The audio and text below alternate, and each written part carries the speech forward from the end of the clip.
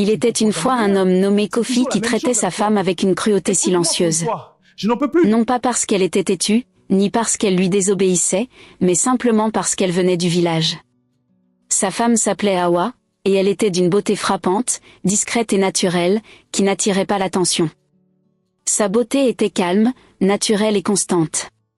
Sa peau avait une lueur chaude, ses yeux étaient profonds et réfléchis, et quand elle souriait, elle adoucissait l'espace autour d'elle. Mais pour Kofi, rien de tout cela n'avait d'importance. À ses yeux, Hawa manquait de classe. Elle n'avait pas cette confiance tranchante et ce charme bruyant qu'il admirait chez les autres femmes. Quand on lui demandait qui elle était, il haussait les épaules et disait « C'est juste une fille du village ». Il croyait sincèrement lui avoir rendu service en l'épousant.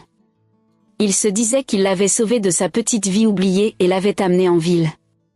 À cause de cette croyance, il la traitait comme si elle lui devait tout, son silence, sa patience, sa dignité.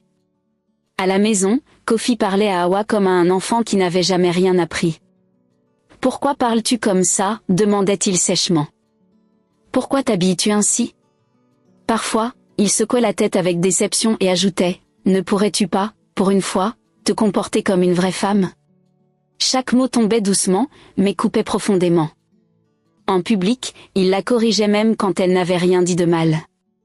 En privé, il l'humiliait sans effort. Quand des visiteurs venaient, Kofi faisait souvent des blagues sur ses origines. « Elle n'a pas grandi avec toutes ces choses », disait-il en riant. La vie au village est très différente de la vie en ville. La pièce se remplissait de rires gênés tandis qu'Hawa baissait les yeux, souhaitant disparaître. Un soir, l'un des amis de Kofi se leva et dit fermement « Ce que tu fais n'est pas bien.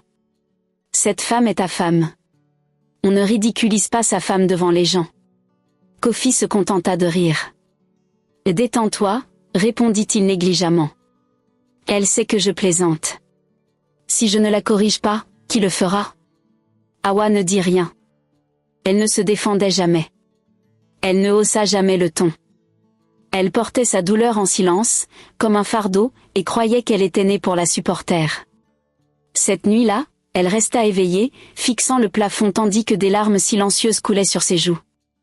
Elle se demandait depuis quand aimer son mari était devenu une faiblesse, et depuis quand venir du village était devenu une malédiction. Elle pria doucement, non pas pour le bonheur, mais pour la force, juste assez de force pour endurer une journée de plus. Mais Kofi n'avait pas fini avec elle. Chaque fois qu'elle parlait en réunion, il l'interrompait en plein milieu de sa phrase. « Et non, non, ce n'est pas comme ça qu'on dit. Vous, les gens du village, vous mélangez toujours tout. » Même quand tout le monde la comprenait parfaitement, Kofi insistait pour la corriger, la faisant se sentir petite et sotte. Petit à petit, Hawa apprit à se faire discrète. Elle parlait moins. Elle souriait moins. Elle apprit à avaler ses mots avant qu'ils ne sortent de sa bouche, ne sachant jamais lequel lui vaudrait une nouvelle moquerie. Quand des invités venaient à la maison, Kofi s'assurait qu'Hawa reste occupée à servir à manger et à boire, tandis qu'il circule dans la pièce, admirant les autres femmes. « Regarde comme elle est élégante », disait-il à haute voix en désignant une invitée. « Voici à quoi ressemble la classe. » Hawa restait là, un plateau à la main, les bras endoloris, le cœur plus lourd que les plats qu'elle portait. Parfois, Kofi la comparait directement. « Regarde Lena. Écoute comme elle parle. Vois comme elle s'habille. Ça, c'est de la confiance. » D'autres fois, il parlait assez fort pour qu'elle entende sans la regarder. Chaque comparaison lui rappelait qu'à ses yeux, elle ne serait jamais à la hauteur. Avec le temps, elle apprit à se faire encore plus petite. Elle s'asseyait silencieusement dans un coin. Elle ne riait que quand on lui parlait. La nuit, tandis que Kofi dormait à côté d'elle, Hawa restait éveillée, se demandant comment l'amour s'était lentement transformé en humiliation. Elle se posait des questions qu'elle n'osait pas formuler à voix haute. Était-ce mal de venir du village ? Le silence était-il une faiblesse, ou avait-elle simplement épousé le mauvais homme ? Kofi, de son côté, n'était jamais satisfait. Il trompa Hawa ouvertement, courtisant des femmes qui parlaient avec audace et s'habillaient avec assurance. Des femmes qui riaient bruyamment et marchaient comme si le monde leur appartenait. C'étaient ces femmes-là qu'il croyait de sa classe. Quand il rentrait tard, Hawa ne lui posait jamais de questions. Elle lui servait son repas en silence et se retirait en elle-même. Parfois, Kofi la regardait et disait « Tu es trop silencieuse. C'est pour ça que les hommes se lassent des femmes comme toi. » Hawa baissait la tête, se demandant si le tort était vraiment de son côté. Bientôt, Kofi cessa de dormir dans leur chambre. Il s'installa dans la chambre d'Ami, passant la plupart de ses nuits sur son téléphone, chuchotant et souriant à des messages qui n'étaient pas destinés à sa femme. Les rires qu'Hawa entendait à travers les murs lui transperçaient le cœur. Elle ne l'affronta jamais. Elle se contentait de tourner son visage vers le mur et de pleurer silencieusement pour que ses sanglots ne le dérangent pas. La femme avec qui Kofi passait ses nuits s'appelait Akissi.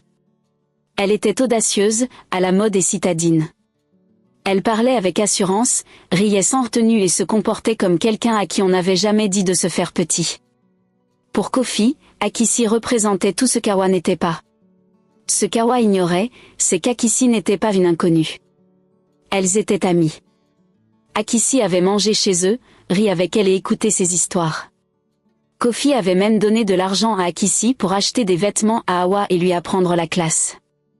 Hawa n'y avait vu aucun mal à l'époque. Elle lui faisait confiance. Elle pleurait au téléphone avec Akissi, lui confiant à quel point elle se sentait seule, comment Kofi se moquait de sa façon de parler et de ses origines, comment elle pleurait en silence la nuit.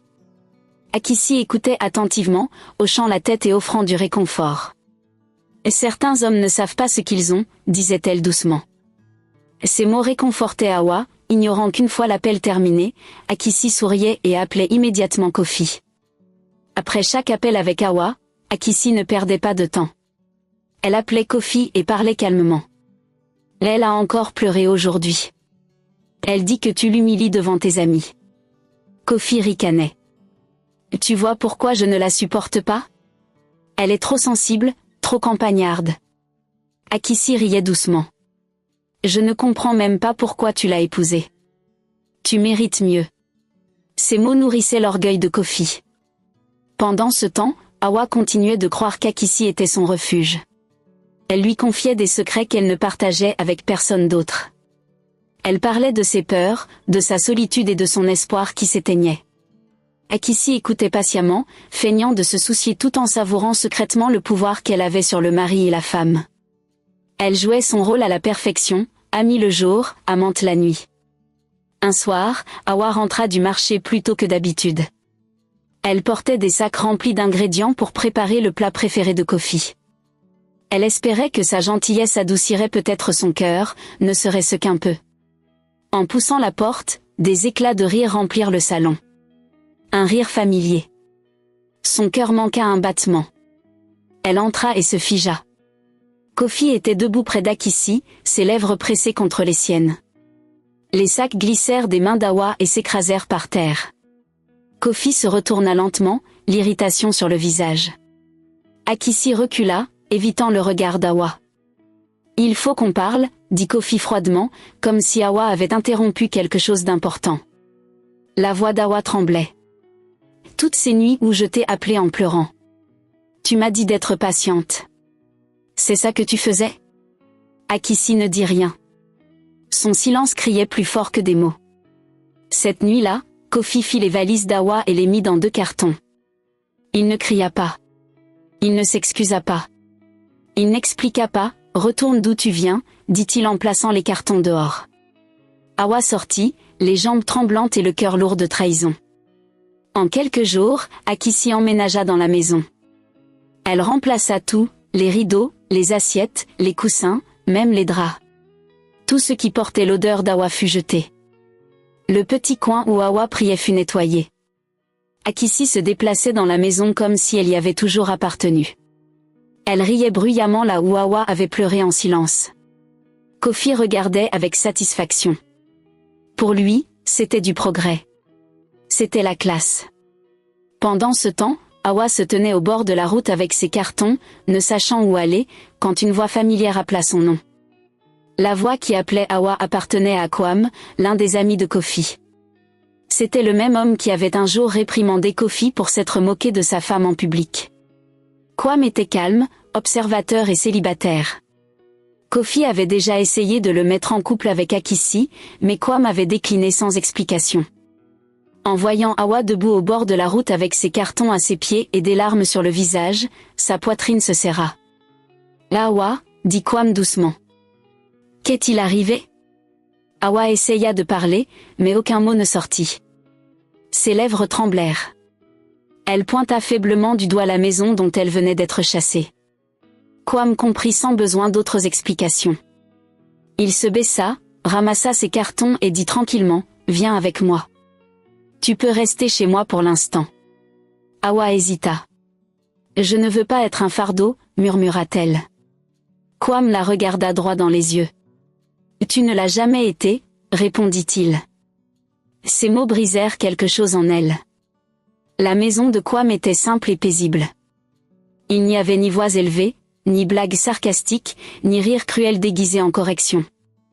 Il montra à Hawa la chambre d'amis et posa ses cartons soigneusement contre le mur. Cette nuit-là, Hawa dormit profondément pour la première fois depuis longtemps. Le lendemain matin, Kwam se leva tôt et prépara le petit déjeuner en silence. Il partit travailler sans la réveiller. Au lieu de la peur, Hawa se réveilla dans le silence. Un silence doux et réconfortant. Plus tard dans la journée, Kwam se rendit directement chez Kofi. Akissi ouvrit la porte, habillée avec assurance. « Kofi est là ?» demanda Kwam calmement. À l'intérieur. Kofi, assis, faisait défiler son téléphone. « Je l'ai renvoyé » dit Kofi avec fierté quand Kwam lui demanda des nouvelles d'Hawa. « J'ai fait une mise à niveau. » Kwam le fixa. « Tu as chassé ta femme à cause d'une autre femme. » Kofi rit avec moquerie. Elle était terne. Kwam secoua la tête. Ce silence était de la dignité. Ce calme était de la patience. Tu as perdu ta bénédiction. Kofi rit avec mépris. Si tu l'aimes tant, vas-y, épouse-la. Kwam ne le nia pas, si l'aimer signifie la respecter, alors oui, dit-il calmement.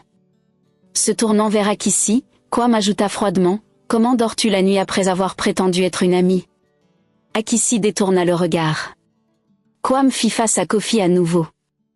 Un jour, tu te souviendras de ce jour, et il sera trop tard. Puis il sortit. Quand Kwam rentra chez lui, il trouva Hawa en train de faire discrètement ses quelques affaires. Je devrais retourner là-bas, dit-elle doucement sans lever les yeux. Peut-être ai-je fait quelque chose de mal. Kwam secoua la tête. Tu n'as rien fait de mal, dit-il fermement. Kofi sait exactement ce qu'il fait. Il a choisi l'orgueil plutôt que l'amour. Hawa écouta, mais l'habitude de l'endurance la tiraillait. Après quelques jours, elle décida de retourner supplier le pardon, espérant qu'il était encore temps de sauver quelque chose. Quand elle arriva, la maison lui parut étrangère.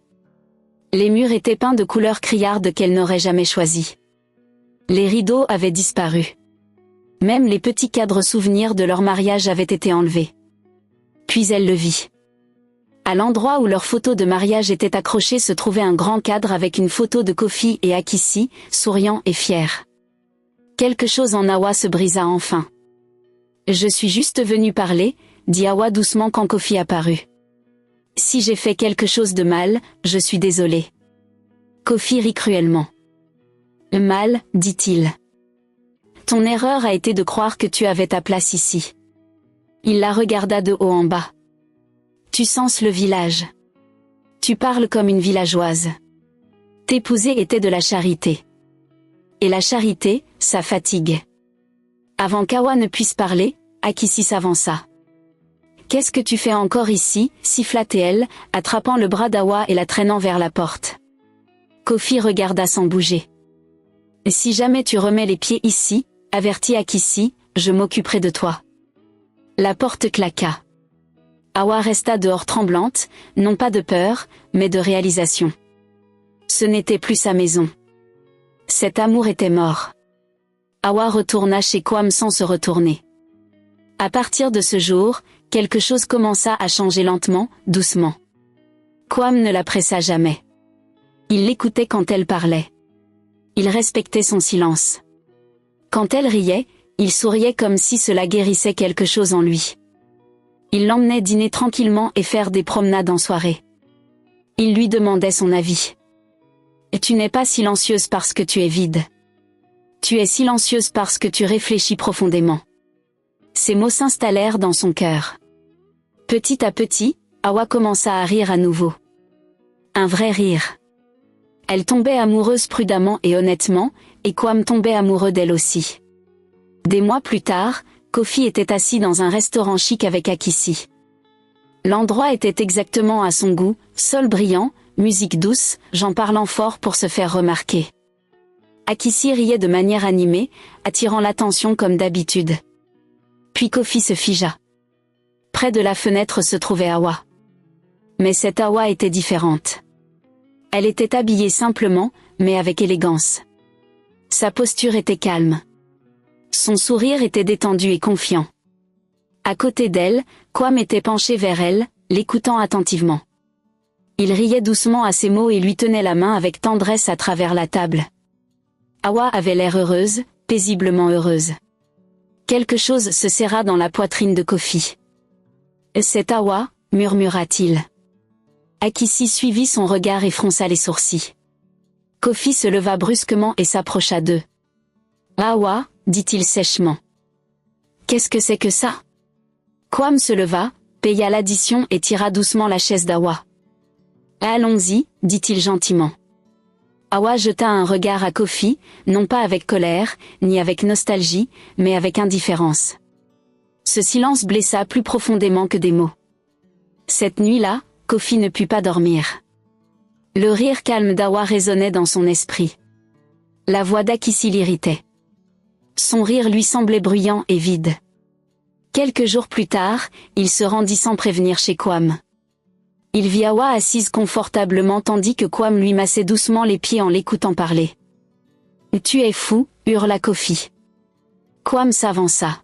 « Pars » dit-il fermement. « Elle n'est plus ta femme.